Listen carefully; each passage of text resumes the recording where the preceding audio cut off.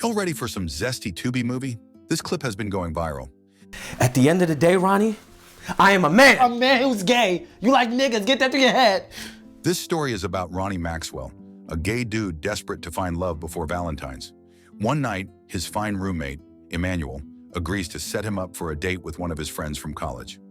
Ronnie douches himself up in the bathroom and hopes his date is an intelligent man. After putting on an ugly fit, he peeks out the door and sees Carlos. Ronnie gets nervous and he adjusts himself time and time again.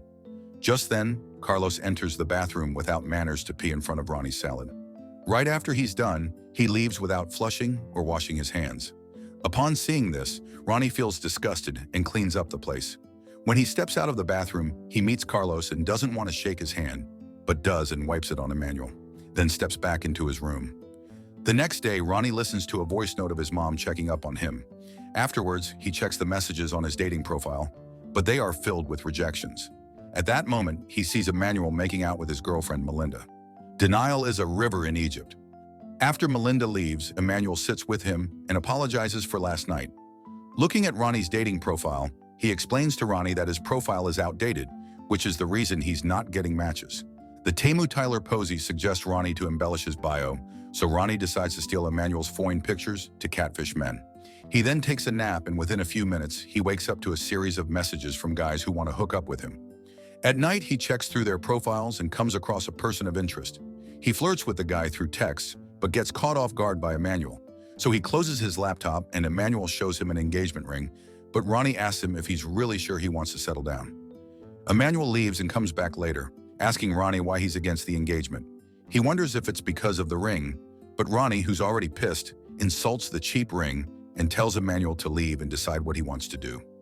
Emmanuel then leaves him, and Ronnie continues chatting with his new crush. They get so into it that he does that all night. Just then, Emmanuel interrupts again, but this time forces him to listen to his complaint. Emmanuel claims he doesn't know if settling down with Melinda is the right thing to do. Ronnie slaps some sense into him and tells him to make a move on Valentine's Day. Before Emmanuel leaves, he warns Ronnie not to hit him again, even though he needed the reality check. The next day, Ronnie gets a text from his crush asking to meet up on Valentine's Day. He gets excited and starts twerking until his towel drops. Coincidentally, Emmanuel and Melinda walk in and are forever traumatized. After a while, Ronnie tells them that he has a date for Valentine's Day. They laugh at him, thinking he's joking, but once they realize he isn't joking, they rush to him and congratulate him. They ask where he met the new guy, but he tells them it's online. He then asks for a makeover so they can pick the right fit for Ronnie. While at it, Melinda gets mad at Emmanuel for being annoying and not helping Ronnie out. She angrily walks away, and Emmanuel blames Ronnie for it. Inside the room, he apologizes to Melinda, and they both reconcile. However, Melinda tries to tell him about something, but he interrupts by showing her his plans for Valentine's Day. Melinda gets excited about the plans and holds off on the earlier news she wanted to share. I just know she's pregnant. Later that night, the couple waits for Ronnie to dress up before going out for Valentine's. After a while, Ronnie comes out with his new fit, thinking he has swag, and the couple approves it. Afterward, they each head out to their respective locations. At a fancy restaurant, Emmanuel and Melinda enjoy their Valentine's Day dinner. Excited about that future booty I'll be receiving tonight. Soon, Melinda makes an excuse to use the restroom. As soon as she leaves, a strange man starts making gooning faces at Emmanuel, and Emmanuel gets weirded out. He tries asking the waiter for a new seat, but the waiter flirts with him while telling him all other seats are booked. I want you where I can see you. Just then, Melinda returns, and they share a toast. He then brings out the ring and proposes to Melinda. Unfortunately, the gay waiter crashes his plans by telling Melinda Emmanuel isn't straight. Bewildered, Emmanuel asks him who he is and what he's talking about. To his surprise, the waiter brings out his phone and shows Melinda a gay profile with Emmanuel's face. She slaps him and storms out of the restaurant in anger. Emmanuel quickly does the math and realizes Ronnie is the culprit, so he vows to get rid of him. Meanwhile, Ronnie is at the location where he is supposed to meet his date, but the date turns out to be his ex-boyfriend, Kendrick. So were these two just catfishing each other? After a brief discussion, Kendrick apologizes for not treating him the way he wanted during their relationship. Afterward, he decides to walk Ronnie home. Upon getting home, Ronnie finds all his things outside the door. Confused, he contacts his roommate, and Emmanuel texts him saying they can't live together anymore. Ronnie texts his old hookup, Curtis, who tells him to come stay with him for a while, so he packs his stuff and waits outside. Later that night, a girl named Lauren shows up to pick up Ronnie, who's crying on a bench. He wonders if she's Curtis's cousin, but it turns out she's his girlfriend. A month later, Ronnie listens to clapping sounds coming from Curtis's room and gets frustrated that he isn't the one getting clapped. His mother has also left him a message yet again, asking about his well-being. However, he continues to ignore her. The next morning, Curtis makes breakfast and tries to talk to Ronnie about what transpired between them the night before. Unfortunately, they get interrupted by Lauren, who clearly isn't happy with Ronnie still living with them. Curtis is playing straight-to-your-face girl. After she leaves for work, Curtis feeds him some food, then tries to have a romantic time with Ronnie, but Ronnie declines before heading out for a job interview. Curtis trying to have Lauren's cake and eat Ronnie's too. At night, Ronnie returns home and notices someone has touched his computer. He calls Curtis and warns him that his laptop is off limits. Curtis is so fine. Curtis doesn't understand why he's been so sensitive, but he claims he just broke their #1 rule: privacy. Curtis realizes Ronnie's interview didn't go well, and he watches Ronnie go straight to the bathroom. Surprisingly, Curtis ambushes him in the bathroom, and they get intimate. Meanwhile, Melinda receives a call from Victoria, Emmanuel's sister, asking about her brother's whereabouts. Melinda claims she hasn't heard from him in a while, and she inquires if he isn't in any kind of trouble. The next day, Curtis and Ronnie share a bed and discuss their love life. Ronnie feels Curtis is hiding from the truth that he is gay, but Curtis keeps brushing it off by twerking. Afterward, Ronnie realizes he's late for an interview and quickly rushes out. Upon getting to the location, he asks the receptionist, Linda, about the interview, but unfortunately, he's already 2 hours later. However, he pleads with Linda for another chance, and she decides to help him. Meanwhile, Melinda is in her office trying to call Emmanuel, but she keeps getting his voicemail. She proceeds to leave him a message, but gets interrupted by the delivery man, Lorenzo. Lorenzo tries to flirt with her, but does a terrible job and ends up infuriating her instead. Big package. What the heck did I order? You have no idea. Later in the day, Ronnie gets home and sees Lauren and Curtis having a cute moment. He teases them, and Lauren gets upset. She asks him to grab some popcorn outside, so Curtis follows him and explains that it's their 6-month anniversary and they need a little privacy.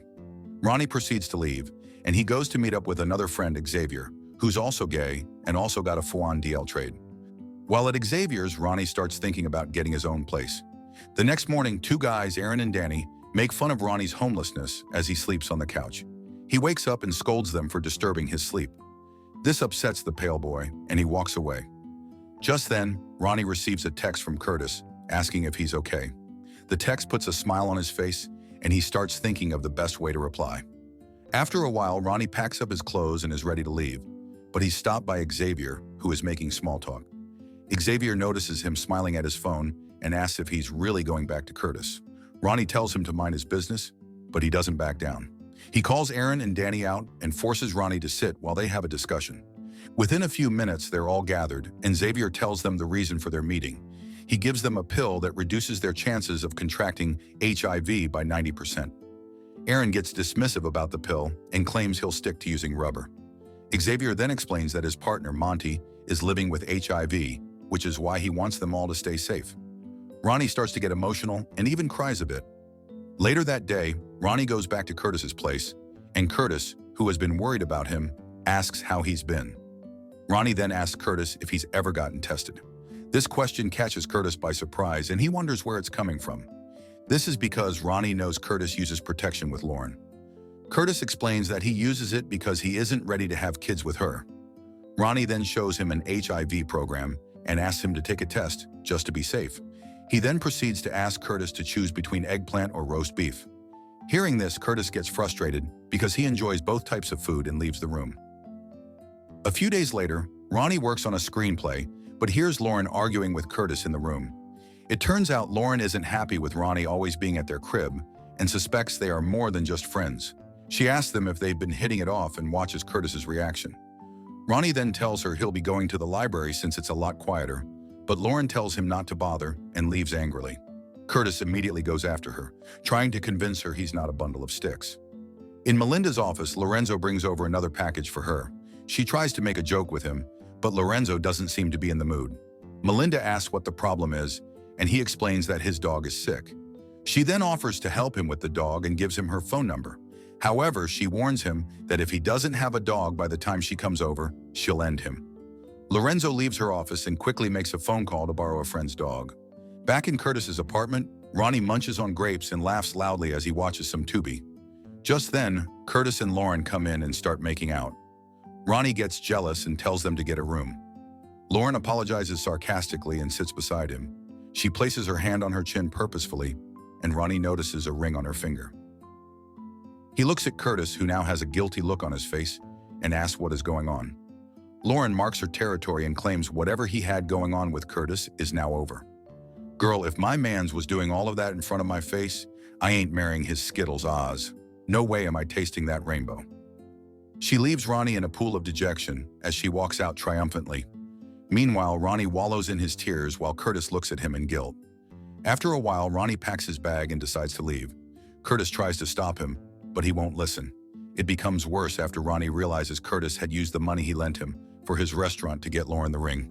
He slaps Curtis and calls him stupid. At the end of the day, Ronnie, I am a man. A man who's gay. You like niggas. Get that through your head. Curtis tries to get him to see his side, but Ronnie believes he'll only end up drowning in his own lies. Meanwhile, at the office, Melinda receives a call from Lorenzo telling her to come over to his place to treat his dog. She continues to play along, but after reaching the lobby, she is hit with a surprise. She sees Emmanuel, getting down on one knee and showing her a ring, leaving her in utmost shock. Later that night, Ronnie wanders the street and arrives at a shelter. The owner of the shelter asks if he's okay, but he just cries and continues walking. He then calls his mom and asks her to open the door for him. This was made almost 2 years ago, but since it's going viral right now, Volume 2 is currently in production. Should we cover that when it's out? What did y'all think of this one? If you like this video, make sure you subscribe and turn on notifications. We got lots more of foolishness on this channel that'll have you hollering. And if you like to watch more, just click here or here.